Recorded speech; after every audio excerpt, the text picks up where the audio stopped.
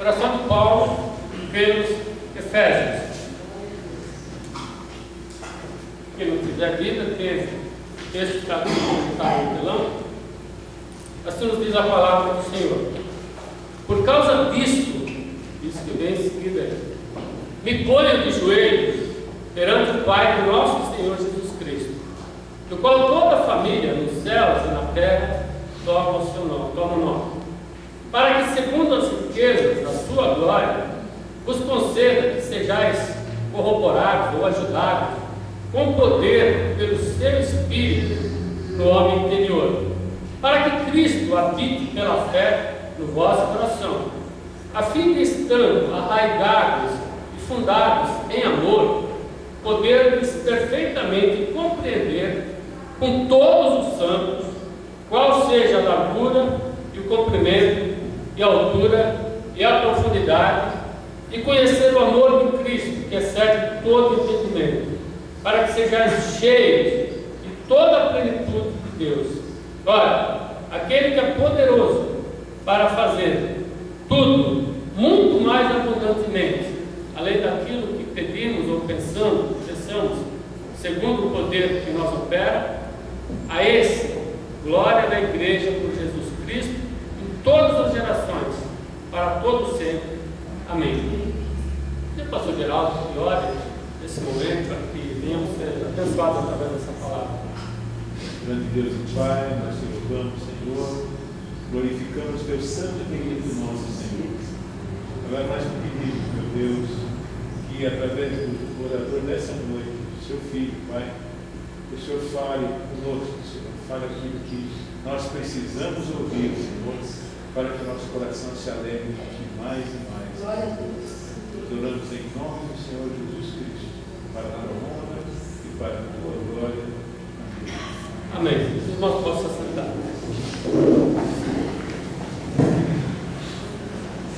Paulo, que ele está se colocando de joelhos diante de Deus, né?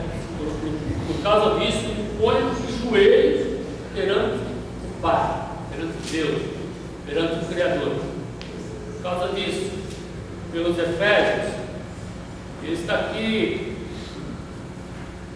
clamando a Deus por um motivo muito especial que nós vamos ver durante essa preleção. Qual é o motivo que coloca Paulo de joelho diante de Deus pelos Efésios? E uma primeira pergunta que poderíamos fazer: o que te coloca de joelhos diante de Deus? Se nós fôssemos responder essa pergunta, o que me coloca de joelho diante de Deus, talvez nós vamos fazer uma listinha, saber com bastante clareza o que é que nos deixa felizes e o que é que está nos deixando preocupados ou infelizes. Normalmente, nós nos colocamos de joelhos diante de Deus por necessidades que nós temos e não conseguimos suprir. E se nós conseguíssemos suprir uma determinada necessidade, nós não precisaríamos nos colocar de joelhos diante de Deus. Nós iríamos lá e, com as nossas mãos, com o nosso entendimento, com a nossa inteligência, nós iríamos suprir essa necessidade que nós temos. Às vezes temos necessidade de saúde, temos necessidade de paz, temos necessidade de comunhão na família, temos necessidade às vezes de emprego, temos necessidades financeiras, temos todo tipo de necessidade. É praticamente impossível chegar a uma pessoa que ela, num determinado momento da vida dela, você possa perguntar para ela: você está 100% satisfeito? Jamais. É praticamente impossível.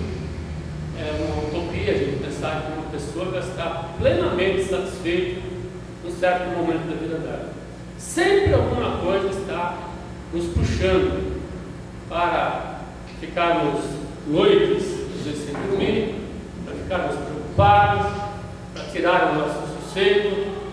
E quando a coisa começa a apertar e nós não conseguimos resolver, nós nos colocamos de joelhos diante de Deus. Por quê? Porque às vezes nós não conseguimos é um filho que às vezes está afastado, é um parente que você está intercedendo por ele, às vezes ele está enfermo, ou às vezes mesmo nós estamos enfermos, nós temos problemas que estão fora do nosso alcance. Nós, quando esgotamos toda a nossa força, quando nós esgotamos tudo que nós podemos fazer, nossas inteligências, nosso dinheiro, nossa força, nossa capacidade de falar, de convencer, nós nos colocamos de joelho diante de Deus. Por quê? Porque a nossa mão não pode fazer muitas coisas. Nossas mãos são extremamente fracas e limitadas. Os nossos recursos também. Nossa capacidade de resolver questões das nossas vidas são extremamente limitadas. Mas Deus, sabemos, como lemos aqui, Ele é poderoso para fazer infinitamente mais do que tudo aquilo que pensamos ou pedimos. Ele pode. Então, quando nós não podemos, nós não conseguimos, nos colocamos de joelhos diante de Deus para clamar, para pedir. E quanto mais nós oramos, nós pedimos, há alguém que já disse, algum autor que já disse aí no livro, e quanto tempo nós temos que orar, quanto tempo nós devemos ficar de joelhos diante de Deus? Nós devemos ficar de joelhos até nós sentirmos paz no nosso coração.